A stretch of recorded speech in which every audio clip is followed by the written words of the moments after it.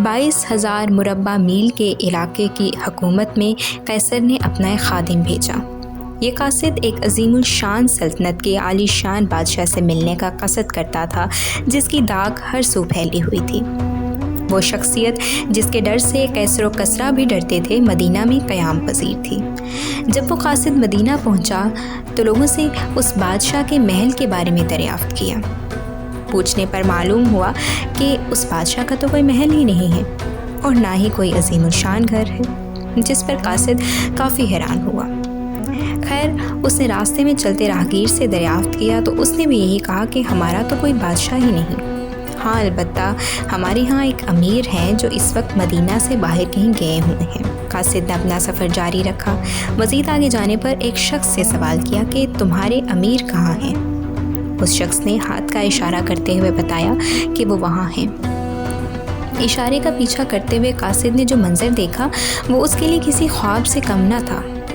ایک شخص زمین کو فراش بنائے ایک درخت کے سایہ میں سو رہا تھا، اپنا سر اپنی درہ پر رکھا ہے اور آس پاس کوئی پہرے دار بھی نہیں ہے۔ یہ شخصیت کوئی اور نہیں بلکہ مسلمانوں کے امیر المومنین حضرت عمر رضی اللہ عنہ تھے۔ جب اس شخص نے یہ حالت دیکھی تو دل میں ہیبت بیٹھ گئی کہ یہ ایک ایسا آدمی ہے کہ بادشاہوں کو اس کی ہیبت اور رعب کی وجہ سے چین نہیں آتا، اور اس کی ظاہری حالت یہ ہے۔ خیر، اس شخص نے حضرت عمر رضی اللہ عنہ سے مخاطب ہو کر کہا کہ اے عمر رضی اللہ عنہ، واقعی تو لوگوں میں عدل قائم کرنے والا ہے۔ تو نے لوگوں میں عدل قائم کیا، ان کو امن دیا، تبھی تو آج آرام کی نیند سو رہا ہے۔ اس کے مقابلے میں ہمارا بادشاہ ظلم کرتا ہے، ہر وقت خوف اس کے سر پر سوار رہتا ہے، راتوں کو نیند نہیں آتی۔ میں گواہی دیتا ہوں کہ تیرا دین دین حق ہے۔ اگر قاصد بن کر نہ آیا ہوتا تو ضرور اسلام لے آتا، البتہ میں واپس جا کر مسلمان ہو جاؤں گا۔ یہ وہی عمر تھے جن کا دل حضور اکرم صلی اللہ علیہ وآلہ وسلم کی دعا نے اسلام کی جانب راغب کر دیا۔ یہ وہی حکمران تھے جن کے داغ سے کفار کے لشکر کانپتے تھے، جن کے عدل نے مسلمانوں کو تقویت بخشی، جن کی حکومت امت مسلمہ کے لیے مشعل راہ تھی، جو دریائے فرات کے کنارے بکری کے بچے کی پیاس کو بجھانے کو بھی بطور امیر اپنا فریضہ سمجھتے تھے۔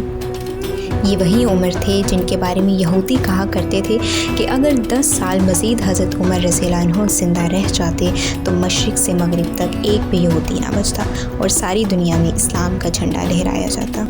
یہ وہی عمر ہے جن کی آج بھی مسلم امہ کو ضرورت ہے۔ آج بھی ایک ایسے شخص کی ضرورت ہے جس کے پاس حضرت عمر رضی اللہ عنہ جیسی تدابیر ہوں، جو مسلمانوں کو غلامی سے نکال سکے۔ یہ کوئی اور نہیں، ہم اور آپ ہی ہوں گے۔ ہم میں سے ہی عمر نکلیں گے، ہم میں سے ہی عادل نکلیں گے، جن کی اس قوم کو اشد ضرورت ہے، کیونکہ اللہ کا وعدہ ہے جیسی عوام ویسے حکمران۔